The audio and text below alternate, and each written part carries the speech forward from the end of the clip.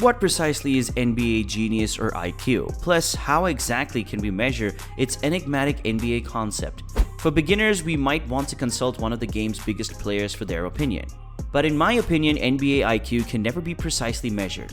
It can, nevertheless, be explained and modified. As a result, I'll provide a general list of factors to consider while developing your IQ power rankings. Having a good NBA IQ means playing basketball properly. Someone with a great basketball IQ can understand the floor, like Mr. Anderson, popularly known as Neo in The Matrix, outsmarting their opposition and using their brains to improve their team's performance. They are aware of what constitutes a decent chance to shoot, excellent tactical stance, and the system's fundamental concepts. As Snell knocks down the long ball. Coach Mike Fratello describes NBA IQ as understanding things so much smarter, knowing things others are attempting to accomplish, while referring to an Atlanta Hawks squad that includes current NBA coaches Doc Rivers and Randy Whitman in the 1980s. We're making conscious judgments and deliveries. The Washington Bullets' 1978 championship was credited to none other than Bob Dandridge, according to Dick Moda, the team's coach at the time. Moda praised Dandridge over his overall IQ abilities, calling him a wise but also an intelligent position player.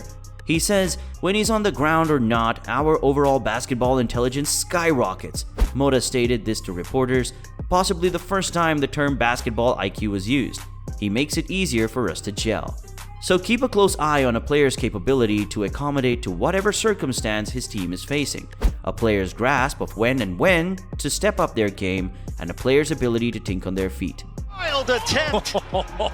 He put the English on it off the window. The longevity of a player is the ability of a player to quickly study an opposing defense or offensive and identify the best course of action. A player who can take what the opposition throws at them and use it to their advantage, maximizing their abilities while minimizing their flaws. Peeking, he's got Murray. Murray instead with a dribble drive to Jokic. Here remain arguably the NBA's greatest IQ moments because primarily and importantly, we have the opportunity to do this. Doncic cheated on Prince Hela. Oh my good heavens, musing about Lucas's brilliant movement. That didn't seem proper, dude. But Chris Paul's treatment of Zubats probably steals the cake. Chris Paul isn't right, and CB3 has to stop it right now. That was clean, but it's still not as clean as the following one. To make a pass like that, you need eyes in the back of your head, or a terrific memory. It's a tough place for him. Luka up ahead, fantastic pass! When it comes to high IQ moments, we can't forget about the moment Jokic outsmarted Lebron James. It's no surprise that my friends dubbed him the Joker. It's one thing to outsmart LeBron James, but how about another no-look block? Capella didn't see it coming on DeRozan's second drive. Now that was nice by LeBron. Hardening should have made that block illegal, but not as much as this no-look dime from LaMelo Balls in the NBA. He put the English on it off the window on a circuit. We've got another dunk as LaMelo taps it away from Giannis. Brings to this year's club. Bridges. Oh my goodness! Mason, as brilliant as that was, we're about to have an even more brilliant moment, so keep an eye on Ben Simmons. Now he bounces around the backside of Farnwell straight back. Damn, my dude did his opponent dirty with that play, but some people just have a different level of IQ. Most guys would have had vertigo. Ha Gotten dizzy. As when LeBron James demonstrated his unrivaled vision. How about that, everyone? Even I thought the ball was going to Kyle Korver, right there. But some high IQ players go too far, as Marcelo Huertas did when he chose to stand behind the coach. Marcelo is far too astute to think like that. And he gets the steal. What a play by Mr. Marcelo. Jose Alvarado, on the other hand, accomplished this feat not once, but twice in a row. Now arrives the non-Gomez to put it in, and the Pelicans get a steal from Alvarado Larry Lance Jr., who isn't known for his three-point shooting, but was wide open at the time. He looked like he was out of bounds, like he was not even in the game. And I'll tell you what, when you're injured, it often provides you the opportunity to improve on your game. Good job, Jose. Jose is wreaking havoc on him once more. I'm not sure how many people he'll be able to reach with this. And the Pelicans stand a steal by Alvarado. Grant.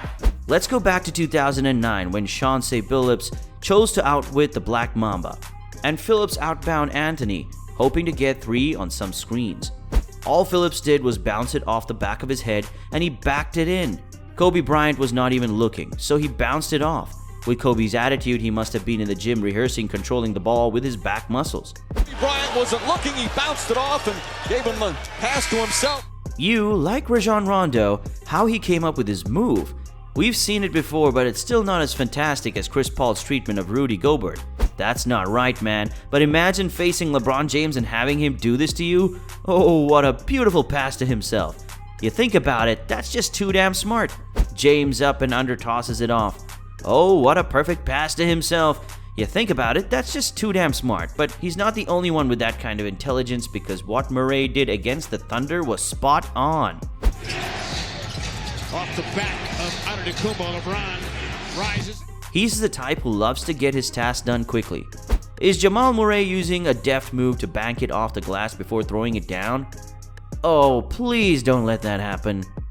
Okay folks, let's speak about John Murray for a second, because what he accomplished against the Wizards was incredible. You saw the last game where the Wizards fought tooth and nail to reclaim the ball. Wow, what a fake!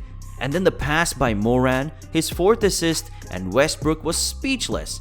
Stuff. Murray around his man. Come underneath. Circus shot!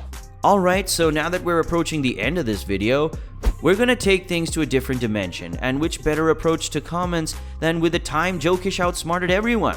Bought it down and then bought it back up. What a pass from Jokic Lyles. That was insane. He looked like he was in jail with those insane people there. I see you, knucklehead, because what Jason Tatum and Jaylen Brown did against Houston was so flawless. The Joker isn't the only one who's clever.